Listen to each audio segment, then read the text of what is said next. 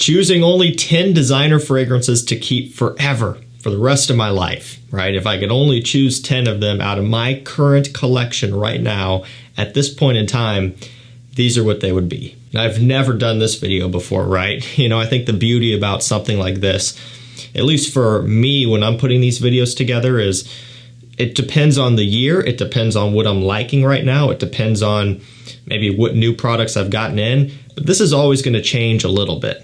And I think it's also worth noting that I'm going to be excluding some very, very obvious ones from this video. There are some ones that just would be in the video every time, and so I'm keeping those out, right? Because the video would just be full of those. And so, if you've been around for the channel any amount of time, you would know what those are, and you probably don't need me to tell you. And so stuff like Dior Homme Parfum, Dior Homme Intense, things like that, I've got to have those. Keeping those aside, I'm trying to filter in some maybe different choices that you might not expect that I'm really liking right now. And again, asking me right now, which 10 would I keep forever if I had to choose at this moment based on my collection, and these are what I would go with. Would this change next spring, next summer, when the seasons are different and I'm wearing different scents? Absolutely, but kind of here into the fall and winter time, this is what I'm taking with. And so I'll link all of these down below to discounters if you want to check them out. I've got a mailing list and texting list you can sign up to as well if you want to be notified of any rare fragrance restocks, any great sales that might pop up, or whatever. You'll be the first to know. Let's get things kicked off with a little bit of a newer one. It is Bion Eau de Parfum Essentiel.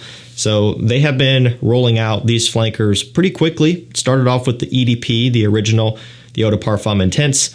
There is the Eclat version and like a frosted glass bottle. It's great for summer. And this is the current newest one as of end of 2023 here. We've got sandalwood, tomato, bergamot, cardamom, and patchouli. I really, really am impressed by this one. A lot of it is because they did a pretty good job of separating it from the rest of the line. You see some pretty big correlations between the Eau de Parfum, the Eau de Parfum Intense, and the Eclat version, right? They all tie together pretty good.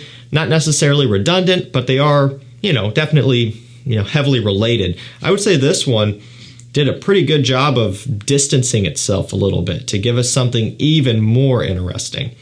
So it's very focused on the aromatics. The tomato is such a unique note that isn't used all that often, but it gives it a little bit of a kind of a tomato leaf kind of green smell here.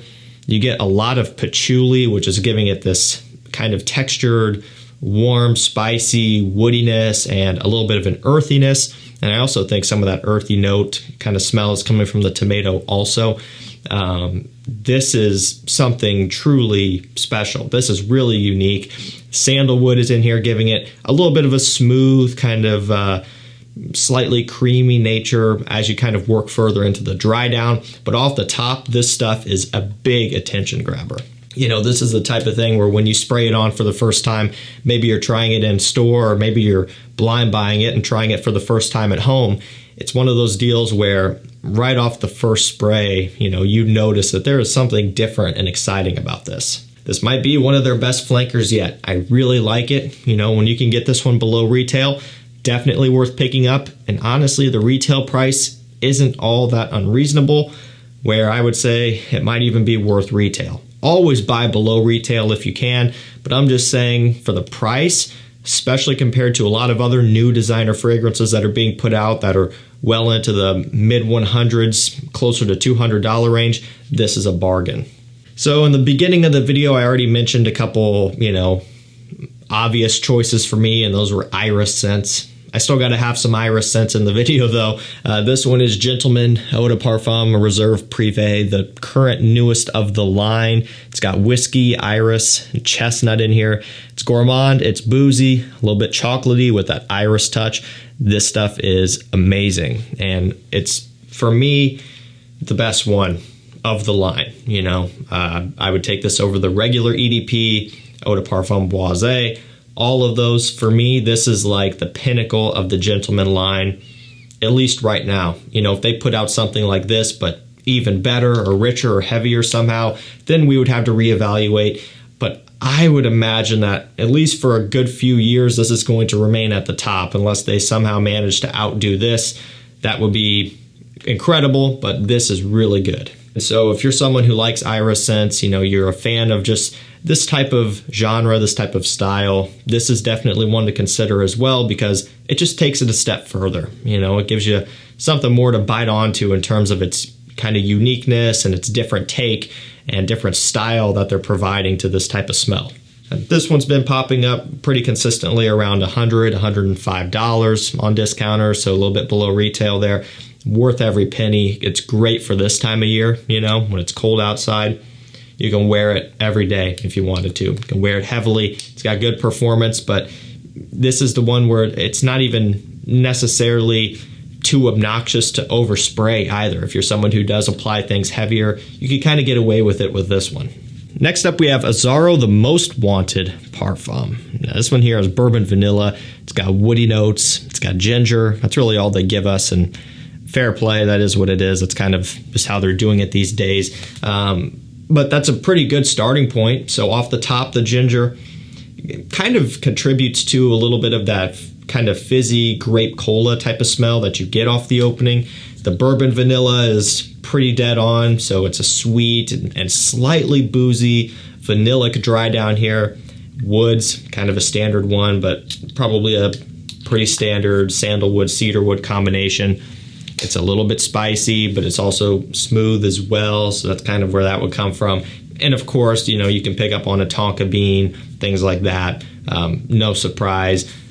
Good chance that because this is a wanted scent, there is probably a little bit of like kind of a gourmand caramelized toffee type of smell in here, because the Most Wanted, you know, the one before this had toffee, I believe is what it was, as that sweet note, and you still pick up on some of that here. So definitely some gourmand, sweeter, almost dessert-like notes as well.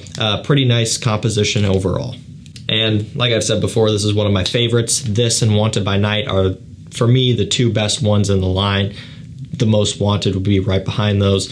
Definitely some great ones to pick up if you just want mass appeal and versatility when it's cold out. This next one here, it goes back to the beginning of my channel, the beginning of my collection, my collecting days. And actually probably, yeah, before I was even having a channel, I suppose. Chanel Allure Homme Sport Eau Extreme. Or maybe I did get this one after I started shooting videos. I can't remember for sure the timeline on that one, but it was pretty close. I got this very early on, and I love it. Still to this day, typically in springtime is when I kind of start craving this one the most, because of that mint, the mint with the tonka bean and the orange and that type of thing. Just kind of has that spring, everything thawing out and coming back to life type of feel about it. You know, generally fall, I'm breaking into my warm, spicy scents. Wintertime, I'm really getting into the heavy, rich, sweet gourmands, and I'm not thinking about stuff like this as much. I am right now. For some reason, it's still pretty mild outside, but as it gets colder and colder, this goes away. But man, I'm telling you, as soon as signs of spring and life comes back into the air, into the outdoors, I don't know, there's something about this one where every single year I start wearing this and really thinking about it a lot. It's refreshing, you know, it's clean and crisp, but it's also kind of powdery and sweet as well. So it's a really nice combination there if you're after something that does have a lot of versatility as well and a lot of mass appeal. You know, I've said it before, but the scents that combine fresh and sweet have a lot of versatility, and people go crazy for them because you're kind of, you know, getting the best of both worlds there. And so this is definitely one to check out. And for me, I love how it smells. Next up, we have Lancome Elixir. This is a brand new release, you know, as of, I don't know, I guess the middle of this year. So I guess not brand new, but it still feels pretty new. This year has gone by really quick. This one is basically just playing on the Lancome DNA.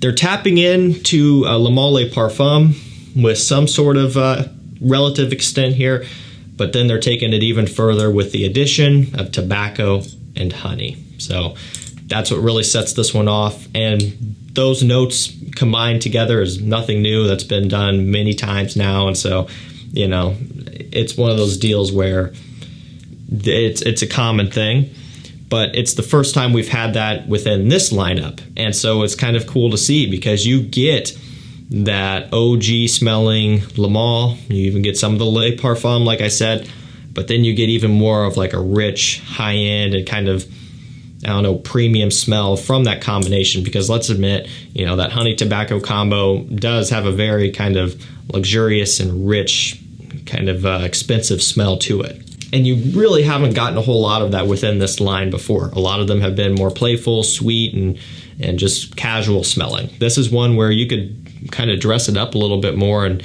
you know, it's going to be well suitable for situations like that, at least more so in comparison to the rest of the line. And you can also tell just by the presentation and everything that this is kind of their most premium release yet.